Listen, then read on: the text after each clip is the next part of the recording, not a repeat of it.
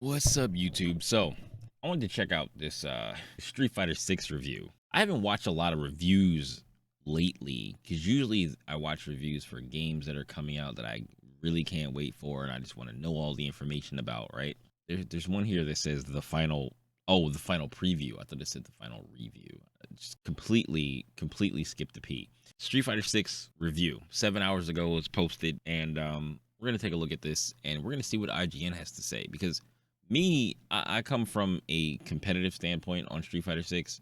So most of the time, anytime any fighting game comes out, most of the story stuff and the single player stuff I usually don't even care about because I'm always focused on like picking a character that I like, going into training mode, and basically just learning that character and then playing online and trying to get as good with the character as I possibly can, right? But there's a lot of stuff in Street Fighter 6. I don't know the extent of everything that's there. I do know that there's, they have the world tour mode where it's an open world like game. You create a character and you see, I guess you seek out the masters, which are the main characters like Ryu and Chun-Li and all the main characters of the game, and you learn from them and you can customize your character and all that kind of stuff, right? So let's check that out and see if they talk about anything that I haven't heard about, or just more in-depth information. Came out and a lot of people were disappointed by its distinct lack of meat on its bones. Street Fighter 6 is the polar opposite. This is true. The release of Street Fighter 5 literally had nothing in it. There was like a survival mode online, and like I think that was it. I don't think there was any arcade mode. There was no story mode. There was none of that. So like people who wanted to play like the single player content for Street Fighter 5, there wasn't really anything. So like this is the complete opposite of what Street Fighter 5 was when it first came out, which is a good thing. It's a huge thing for casual players because casual players carry games. Y'all got to realize that casual players, the hardcore players, the competitive players, they do not carry these games. Fighting games die off very fast without a casual audience. 18 character roster of both new and returning fighters, rendered in a killer new art style, an incredibly ambitious online battle hub that puts all other fighting game lobbies to shame, and This just is true. Everything you could ever ask for when it comes to training tools and systems to help you get better at the genre. It's a spectacularly feature-rich fighting game. Street Fighter 6 takes many swings in many different directions, and though not every blow connects, the ones that do are absolute knockouts.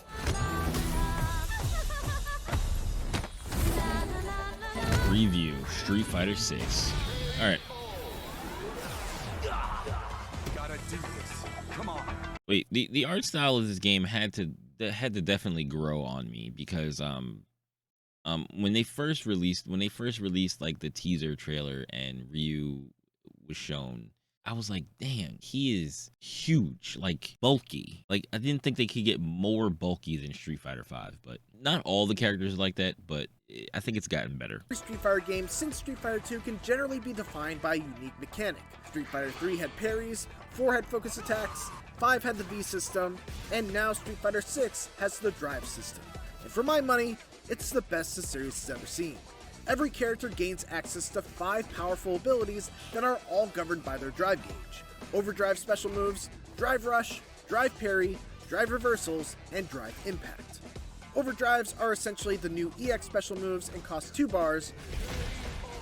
Drive Rush allows you to quickly close the distance between you and your opponent at the cost of 1 bar, or cancel out specific normal attacks at the cost of 3 bars. Drive Reversals allows you to get an opponent off of you while you're blocking their attack at the cost of 2 bars, and Drive Impact. I think also drive reversal is something that I think not a lot of people are going to use a lot of, but it's going to be very important. Like I noticed that it's going to be very important because there's a lot of stuff that's going to turn into plus attacks when you're using drive rush, because some characters have very few plus normals, like maybe 1 or 2 plus normals, and they're not really that plus. But if you're using drive rush into it, then you get +4 on top of whatever you did for drive rush, on top of anything you do to someone who's burned out is also +4, right?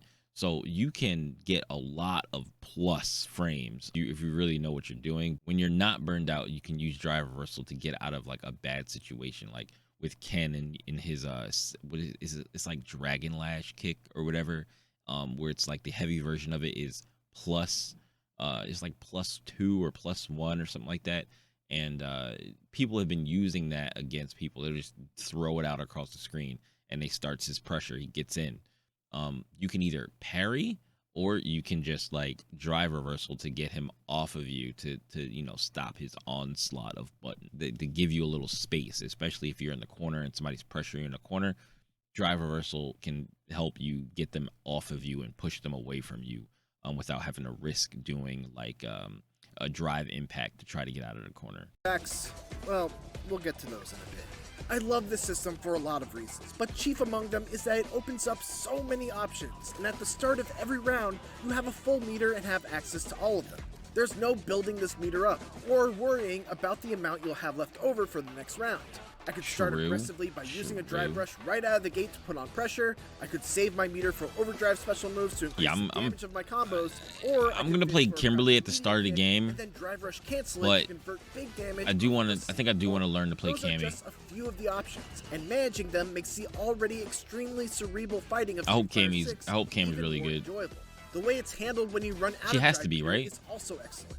Your character enters a burnout state where you're completely unable to use any drive meter related techniques. Her costume is gonna be become more advantageous dope, on right? both Like she block gonna and have some really nice chip costumes. damage, and drive impacts are even scarier than before.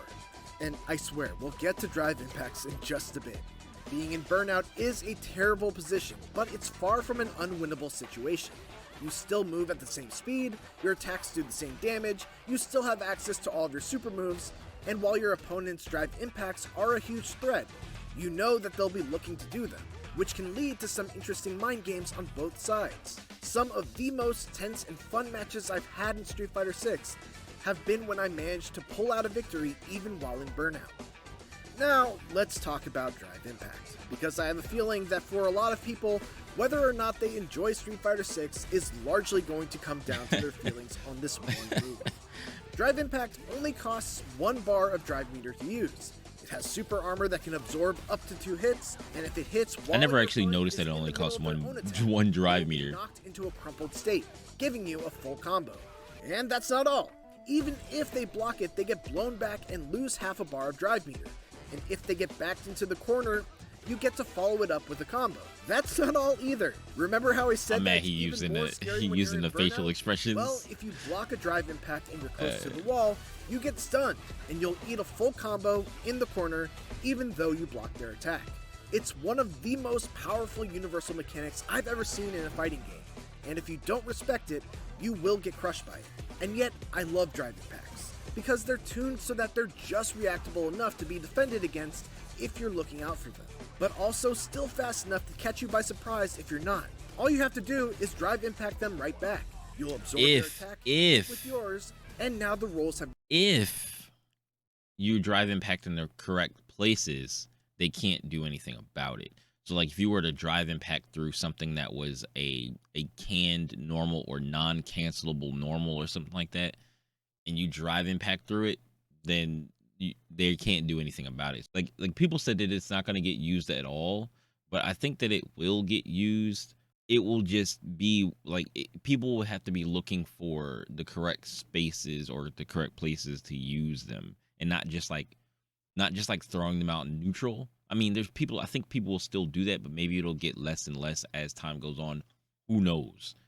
But I think that it will still get used because people will definitely try to test the waters, especially in like tournament and stuff like that. People will throw it out there. People will throw it out there, like, oh, I mean, we don't really use them that much, but if I throw one out right here, if he does something that I can drive impact through it, I'm gonna drive impact through it. Or I think I can like trick him into getting hit by a drive impact in the corner or whatever, right? Like it's still such a powerful tool, and it can be very dangerous. So I don't think it will ever turn into a thing where it's never used. It's just going to be very, very refined in how it's used. Been reversed so that you get the opportunity for a full combo. Countering drive impacts is just so incredibly satisfying, especially when it's the key to you turning the tables around and winning a tight round.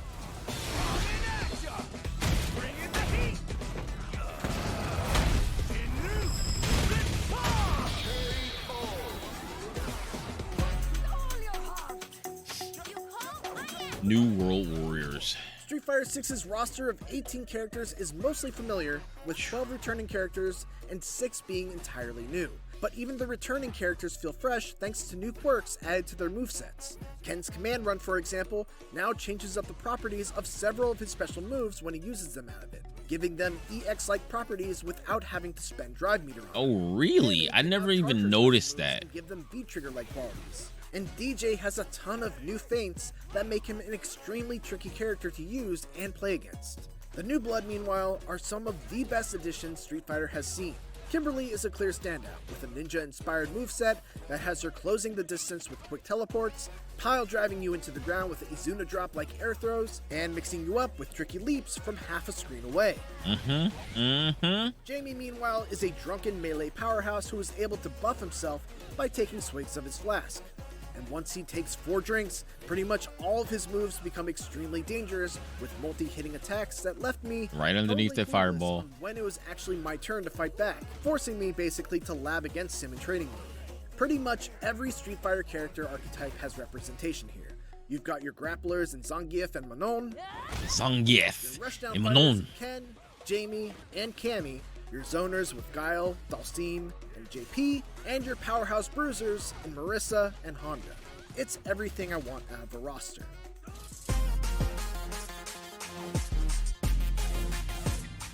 World Tour is an ambitious single-player mode, and while it is a big step up from Street Fighter V's attempt at a cinematic story mode, and anything else Street Fighter has done before, it's... Before he gives his point on it, I think that this mode is definitely very important to have for single player and for like the casual audience and stuff like that. And I'll probably dive into playing this too. Just making content, right? And seeing if it's actually really fun to play. I hope that it's really fun to play and something that I really want to like return to over and over again, especially when like, I don't know, I don't feel like playing like ranked or something like that, or I don't feel like super grinding super hard in the game at like maybe a day, or I want to take a break or something like that. I'm just like, I still want to play Street Fighter. Let me go into World Tour mode and make some progress in that, right? I hope that's what this turns out to be, right? It looks like they didn't really put as much polish on this part of the game as they did in the main part of the game, which, I mean, I guess if you're going to put polish on any part of the game and you want to focus on any part of the game, it's going to be the fighting, it's going to be the online, it's going to be the main characters, it's going to be the meat of the game, right? This part of the game just doesn't look as good as the rest of the game. Like, if you notice the characters, the NPCs and stuff like that, they don't look as good as the rest of the game. It kind of looks like some stuff is just placeholders, or it just looks like a free-to-play game that I feel like maybe they could have put out as a free-to-play version of the game where you don't get everything, but you can still play through this mode, and I don't know, something they could have done to make this more enticing. But it could be very, very enticing to a lot of other people, despite what it looks like. So hopefully it's still good. Hopefully still the gameplay is there. If the gameplay is there, it doesn't really matter what it looks like. Certainly the weakest part of Street Fighter 6. It's at least a great idea. It's a surprisingly enormous RPG that allows you to take You definitely say it's the weakest part into the world of Street Fighter, interacting with the playable roster by becoming their disciple and learning their moves, and then building them up from scratch by leveling up, equipping various types of stat-altering gear, and selecting powerful skills. It also... So, real quick, right? Equipping various... When you say equipping various stat-altering gear, that, I think I don't know how, of course, because we don't have our hands on it yet, I don't know how it actually works, but anytime you have stat-altering gear that's also cosmetic, it turns into, I want the best gear, but I also want my character to look cool. But if you want your character to look cool, you can't have you might not have the highest stat gear. So then you end up with a character that looks like an idiot but has the highest stats, or you end up with a cool looking character that doesn't have stats in what you really want, right? So I hope that they have some type of like layering where like you can layer what you want over the stuff that gives you the stats that you want, so that you can have best of both worlds. Otherwise it's just gonna be, you're gonna have a character that looks like an idiot. They're gonna be dressed like an idiot because because you just want the stats. You're like, oh, I need to have high kick strength, and because I use a lot of Ken moves or whatever, I need high kick strength, and I want a lot of defense or whatever, right? And you're just gonna look like just gonna look like a dumbass. Various types of stat-altering gear and selecting powerful skills. It also does a good They job got skill of teaching new trees. players the fundamentals of Street Fighter 6 by including lessons as side quests, with steadily increasing difficulty over the course of about 20 hours. I will not be using any Luke RPGs specials, live and die by their stories, and the story of World except Tour for maybe Fireball. is unbelievably dull. With paper-thin characters, predictable Yes, plot twists, and paper-thin a characters. protagonist whose main purpose is Look at just this to be dude. an Look! Did you see? Play for various Did you see gangs and how factions, bland there's he nothing looks? to get excited about. It feels like it was written with the primary purpose of having your character jump around to various countries to meet the roster characters, and yet it never really bothers to justify those trips. In one chapter, a random gangster all of a sudden tells me that I need to get her bag back that my buddy stole. And so, without any objection, the most reasonable solution is for me to make a global trip to Rome in order to fashion a what? counterfeit bag that I can hopefully use to fool the gangster into thinking I got her bag back. A In another random chapter, I had to go to Jamaica and Brazil because wait, a random person on the street gets their bag stolen, and they're like, oh, let me go take this trip to Rome to go get a bag so that I can give it to her, and maybe she'll think that that's her bag, even though none of her stuff is in. What? But this is what I'm saying. Like they made this story mode, or this world tour mode, and I feel like it was a tacked on thing, kind of, right? Just spend more time. Just spend more time on it. They could have, I don't know if they had a whole team that was working on it, or did they get finished the fighting part and they were like, let's work on something about a story mode. Let's give them a type of story mode something. We got to give them something. And they threw this together. Like, that's what it feels like they did. my original mentor, Luke, wanted souvenirs from those places and I guess just doesn't know how to shop online. At least the tone is goofy and What fun, which is the a great fit for Street Fighter. You can fight just about anyone on the street, regardless of whether they deserve a rising uppercut to the face or not. It's fun to use ridiculous Just punching moves people on the like street is gonna be bird kick crazy. across gaps like you're a human helicopter. And there's a surprising amount of enemy variety, many of which do an admirable job of teaching newer players how to deal with specific situations that will come up outside of story mode. Some enemies will favor blocking high, making them vulnerable to low attacks. Others will stay permanently in the air and must be brought down by anti-air techniques. And others still will try to hang back and pepper you with projectiles, forcing you to fight them like you would a zoner type character. And then you also fight refrigerators and Roombas. Okay. It's weird, but in a very amusing Yakuza-esque kind of way. There's also a variety of fun minigames that do a great job of gamifying techniques that you would actually use in a typical fight. In one of them, you have to chop bottles by holding back for a second and then quickly moving the stick in the opposite direction and pressing a button, which is how you teaching you how to do charge normals. Another has you making pizza. That's amazing, Chris. As they appear on screen.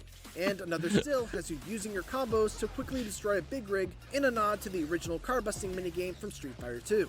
The best thing about World Tour though, and the thing that really serves as the carrot at the end of the stick, is the promise of being able to outfit your character with moves from every other fighter. By the end of the campaign, I could use Dhalsim's teleport to instantly appear behind an opponent, hit them with Zangief's That's crazy. That's crazy. to get right back up in their face. But that's fun though. Making a broken character and being able to do whatever you want to do is fun. The issue is that it takes forever to level up a character's style to the point where you learn new moves from them. You do this simply by using them, but even though I only used Luke's and Ken's throughout the entire mode, Ew, I and then still using didn't max out Dalsum's either. normals? Those who love a good grind may enjoy having plenty left over to unlock after the 20 or so hours it takes to complete World Tour, but I would have liked the drip feed of new unlocks to be substantially faster, considering the sheer amount of rewards that there are to unlock by maxing out the ranks of each character. I have many more issues with World Tour, but even despite them, I still had a fun time with it by the end. It's a mode that's more directly aimed towards These box head people without a dudes, lot of man. fighting game experience, and I think those people will get a ton more out of it than I did. The character customization elements are great. The way it incentivizes fundamental lessons of how to play Street Fighter 6 by dressing them up as side missions and minigames is extremely well done, and there's just an overwhelming amount of content to discover with Oh, this is cool. So about the character creator, right? The character creator, I feel like, is good, and it lets people like be very, very, very creative in what they want to do with their character and how they want their character to look. And people just go overboard. But I think in the long run, it's going to allow people to make like mod mod quality characters. Like, people are gonna sit there. There are gonna be people that literally sit there and mess with the character creator to the point where they just make characters that exist in other things, in anime and other video games, and like really make them look like that character. I think that people will be able to do that, and hopefully Capcom follows up on that with like maybe if they want to do DLC of like crossover clothes or crossover items and stuff like that to give people more tools to create cooler like characters and stuff like that. I think this can go really, really far with the character creator, and then like people making content on YouTube on how to create these characters and like, I don't know, because I think you can share the recipe for what your character looks like. I think you can share that recipe, and then like other people can use that to make the character and then like tweak it and make it their own. You can have just tons of different looking characters walking around in Street Fighter, and it's going to end up looking like Fortnite. It could end up looking like Fortnite, but instead of having them bring those characters in just as characters and you just use that character, maybe they'll do that too, who knows. But you can make your own character, and you can be literally whoever you want to and make them however you want to. You can be your version of another character that you like. You can be you, but in the character's outfit or something like that. Like, I think that'll be really cool. two very large open worlds to explore, both of which have day and nighttime versions. Look at the that each dude. have Look at their own set of side his missions to torso. discover. Look at his head.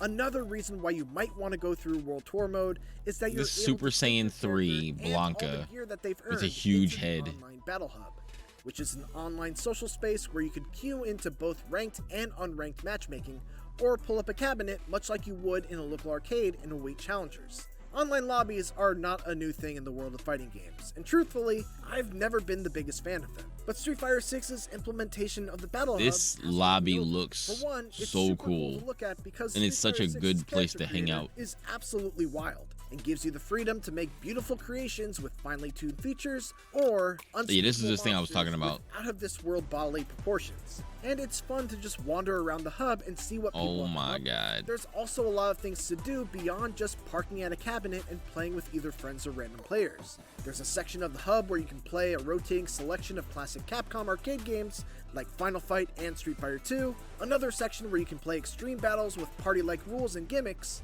a store where you can purchase more customizable clothes for your avatar with in-game I like his currency, B-roll. and you can I even like his put your B-roll. character against others in avatar battles. But the most important thing about Battle Hub is that it's all optional.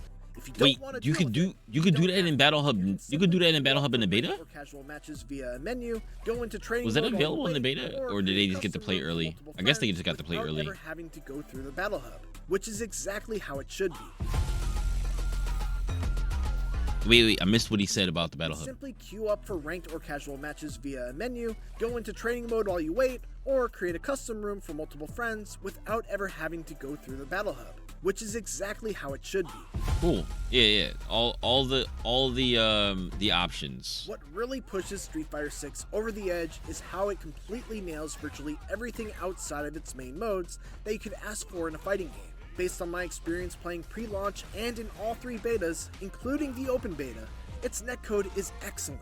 It's got the best training mode I've ever seen in a fighting game. This is true. Frame data, cancel window Dude. data, and a ton of other useful. I'm gonna give them credit. This is the best training mode that I've literally ever seen in a fighting game, and I've played a lot of fighting games, and one of the only ones that I don't know that really comes close. Is like maybe Skullgirls, and I don't even really play Skullgirls like that. And I know there was like maybe another one, not Soul Calibur. Soul Calibur has something in it that doesn't have, like, other games don't have. Soul Calibur has like fighting game fundamental, like a handbook type of thing in it, where they teach you the fundamentals of fighting games, but it's all in text, but it's there. I think that's important that it's there in Soul Calibur 6. If you go in and you'll look up like the art of fighting or whatever, and it explains to you how you're supposed to go about fighting people in fighting games, and that's stuff that you can take from not just in Soul Calibur, but you can take it from Soul Calibur and bring it to other fighting games, and it works because they're the fundamentals of fighting games. But I think that's good to be there. They should have put that in this game too. I think that's the only thing that's missing maybe from this game. But the World Tour mode might actually just help people in other ways too, in learning how to do things, because a lot of people's problems was like execution issues, and the mini games that are like folded in with teaching you how to do charge normals and charge things will help people be able to do that stuff with the characters. And I think that's cool that they like kind of like hide that in the mini games. It's like, oh yeah, you got to do these. If you could do it in the mini game, then you could do it with the character. Things. It's got extremely helpful character guides that make it very easy to learn a new character from scratch. Combo trials that teach you practical combos for a variety of situations. Load times are extremely quick and rematches are nearly instantaneous. You can search for replays with a ton of different filters to help you learn matchups. There's crossplay across Xbox, PlayStation, and PC. There's frame data when you're spectating. You can create and join clubs, and the list just goes on and on. Yo, I saw when you're spectating, you can. I saw IGN and I was like, say Ion. But yeah, all this stuff. I think the one thing, the cool thing that they did was have frame data while you're spectating, so you could see people in real time. You can be like, oh, this move was negative, and they could have pressed a button there. Like, you could learn as you're watching people play the game, and I think that's really good. Like, if you're watching like your friends play or whatever like that, and you're like, or you're watching two people play in like a replay or something like that, you can look and be like, oh, they could have punished that, or they could have pressed a button there. They didn't have to take that. If you already understand frame data, that's a huge help to when you're actually watching replays, so you can actively watch replays and learn from them. Create and join clubs, and the list just goes on and on. Many fighting games also have these features, but very few have all of them, and especially not right out of the gate. Street Fighter 6 also deserves credit for really making an effort on welcoming newcomers in innovative ways. On top of World Tour mode, there's also a new modern control scheme that allows you to play without having to worry about character-specific command inputs or combo routes. Special moves are mapped to a button and a direction, much like Smash Brothers. There's one button each for light, medium, and heavy attacks. You can execute combos by holding down an assist button and mashing one of the 3 attack buttons, and you can use super moves just by pressing 2 buttons at the same time. The playing field is kept even by the fact that those using modern controls don't have access to a character's full repertoire of normal moves, but being able to perform special moves with just the press of a button is a trade-off that makes the modern control style appealing even for those who aren't beginners. And for those who just want to hold forward and mash on one button to execute dynamic special moves and combos, there's also a new dynamic control scheme that's only usable offline and essentially lets the AI choose the attacks for you. Capcom's really just covered all their bases here.